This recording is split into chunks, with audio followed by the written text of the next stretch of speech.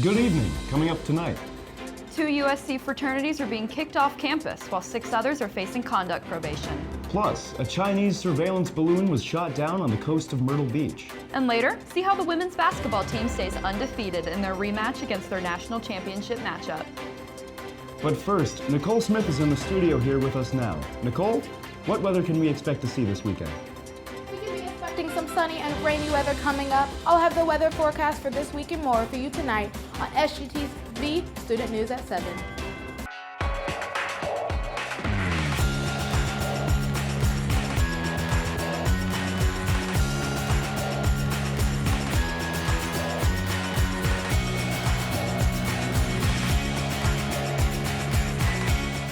Live from the Kennedy Greenhouse Studio. This is Student News at 7. Good evening, Carolina. I'm Tyler Perrone. And I'm Caroline Smith. Thanks for joining us tonight. USC's Leadership and Service Center announced the suspension of 2 fraternity chapters from campus, and that 6 other fraternities are facing conduct probation. Lambda Chi Alpha will serve their ongoing suspension until fall 2023, while Theta Delta Chi just received a suspension until fall 2026. Both chapters face these consequences due to reports and confirmation of violent hazing incidents. Complaints filed against Theta Delta Chi detailed, quote, sexually explicit scavenger hunts, among other activities to fulfill pledge pacts made between prospective brothers and the chapter. Kappa Sigma, Kappa Alpha Order, and Phi Kappa Sigma are now on probation due to hazing concerns. Phi Delta Theta, Phi Kappa Alpha, and Chi Psi chapters also face probation due to failure to comply with university procedures and event policies. USC's Director of Student Conduct, Maureen Grew, spoke out about the consequences, remarking, quote, our philosophy is really educational, to make sure that students are learning from the choices they're making and that we're having a safe Carolina community overall, end quote. An arrest has been made in relation to the wave of online bomb threats experienced by several Midland schools in the past week. The Richland County Sheriff's Department investigated immediately, and they arrested a Spring Valley High School student in relation to these threats. A release from the Sheriff's Department states, quote, all threats are deemed to be a hoax and done with the intent to disrupt the school's daily operations, end quote. Most schools affected received these threats either by phone or by email sent from student accounts. The first threats were sent by email to Richland Northeast and Spring Valley High Schools on Tuesday and Wednesday. The schools dismissed their students early and moved to remote learning for the rest of the week. Airport High School and Meadow Glen Middle School in Lexington County also experienced threats by phone call on Friday morning. White Knoll High School was evacuated earlier this morning after also receiving threats via email. In total, at least 10 schools in the Midlands were affected by these hoax bomb threats. Several schools are still operating remotely while police continue to investigate the credibility of any of these threats. USC Student Senate leaders recently passed a bill to place a cap on student government spending. SGTV reporter CJ Rosenberger has the story.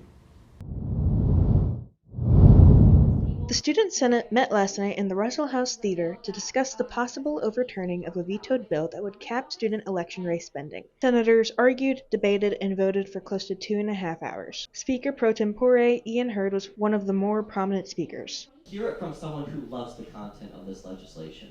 Hear it from someone who would have voted for this last week. We have to adapt. We have to be reactive. And when our staff, like the Elections Commission, tells us that they fear implementing this and they don't know how they're going to move forward, we have to take their word for it. More Student Senate and election coverage will be on SGTV News 4. For SGTV News 4, I'm CJ Rosenberger. 3. Thanks, CJ. This bill was originally vetoed by USC Student Body President Reedy Newton. This bill was passed just in time for student government campaigns starting later this week.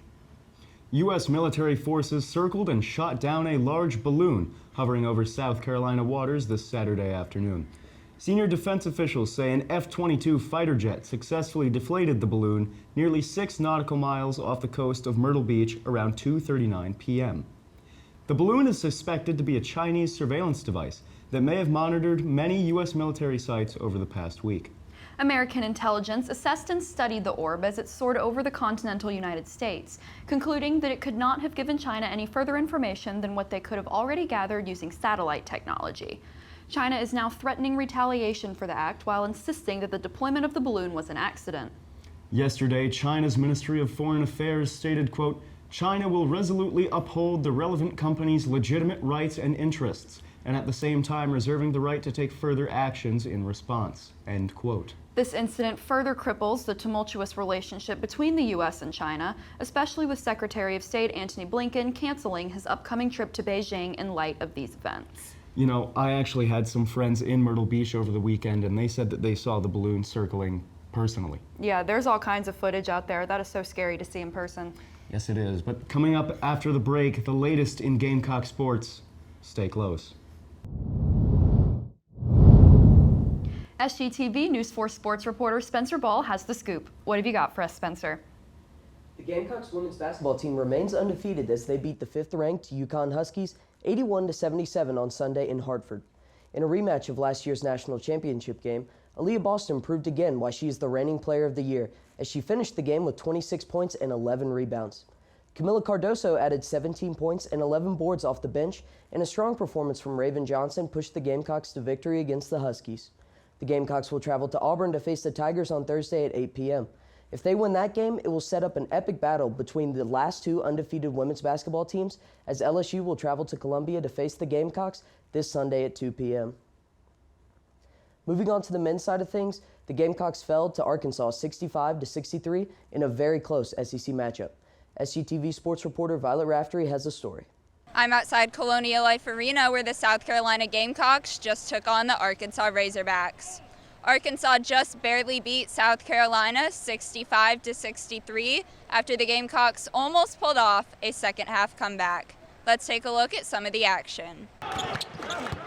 Josh Gray surpassed his previous career high in points scored, putting up 12 in just the first half.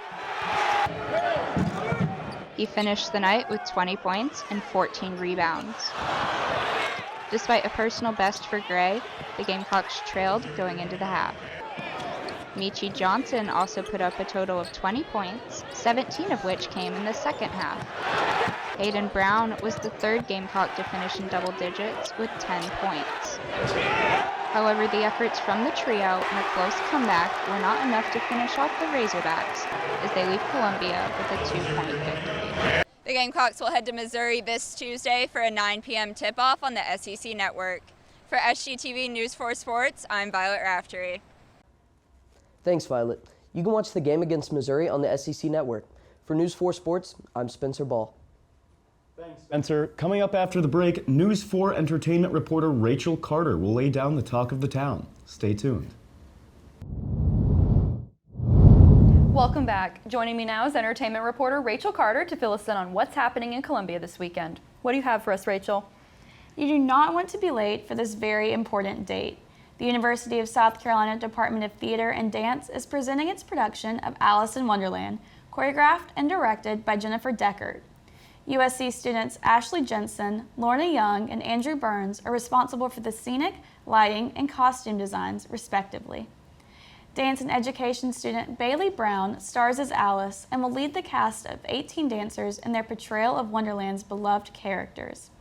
The performances will be held at the Drayton Hall Theater, located across from USC's historic Horseshoe.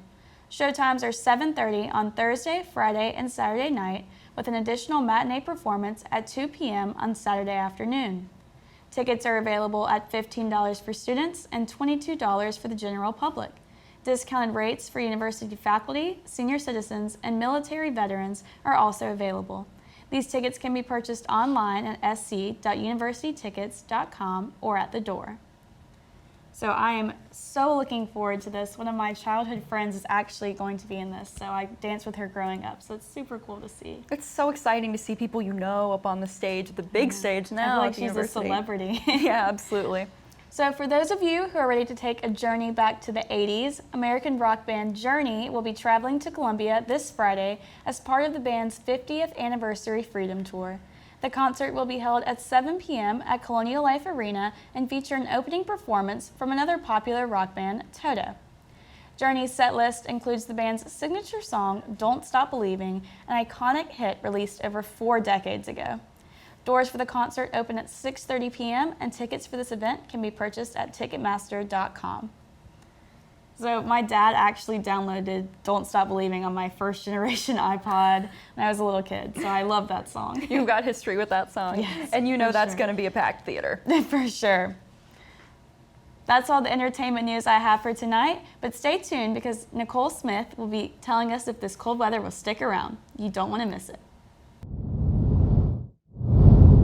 Welcome back, everyone. I'm Nicole Smith. Here's your look at tonight's forecast. Tonight's temperatures are at 34 degrees with those winds going 1 mile per hour. And we're going to have that full moon with a side of partly cloudy skies tonight. Now let's take a look at what this week is going to look like tomorrow. So in the morning we have those sunshines with some spotty clouds. Here are those, and those temperatures being at 67 degrees. And as we move into that afternoon, we have that partly cloudy weather, but that sun is still going to be shining on through. And as we move into that evening time, we're going to have some cloudy weather accompanied with that waning gibbous at 43 degrees. Now let's take a look at what this week is going to look like as a whole. We're going to have some temperatures between the low 50s to those low 70s, with that temperature hitting 73, the highest on Thursday. As we move into the night, we're going to have some low temperatures of the low 30s to the high 50s, with that highest being here on Thursday hitting 59 degrees. And as you can see, it will rain on Thursday and Friday, but the rest of the week we should see that sunshine coming on through. That's all I have for tonight. After the break, we'll have tonight's edition of Carolina K9s. You don't want to miss it. Stay with us. And finally, tonight's Carolina K9 features River. River was submitted by our very own producer, CJ Rosenberger. River is a 10-year-old rescue dog. She is a little princess, and she knows it. She loves laying in the sun and watching Grey's Anatomy with her mama. You see, I actually haven't started Grey's Anatomy, but if I were to start, it'd be cuddled up with a dog. It'd be cuddled up with a dog and maybe laying in the sun. Absolutely. And that wraps up tonight's edition of Student News at 7. Be sure to follow us on Instagram, Twitter, and Facebook at SGTV at USC. To keep up with all of our content, be sure to also visit us online at sgtvonline.com. For SGTV News 4, I'm Caroline Smith. And I'm Tyler Perrone. From all of us here at SGTV, have a great night, Carolina, forever to be.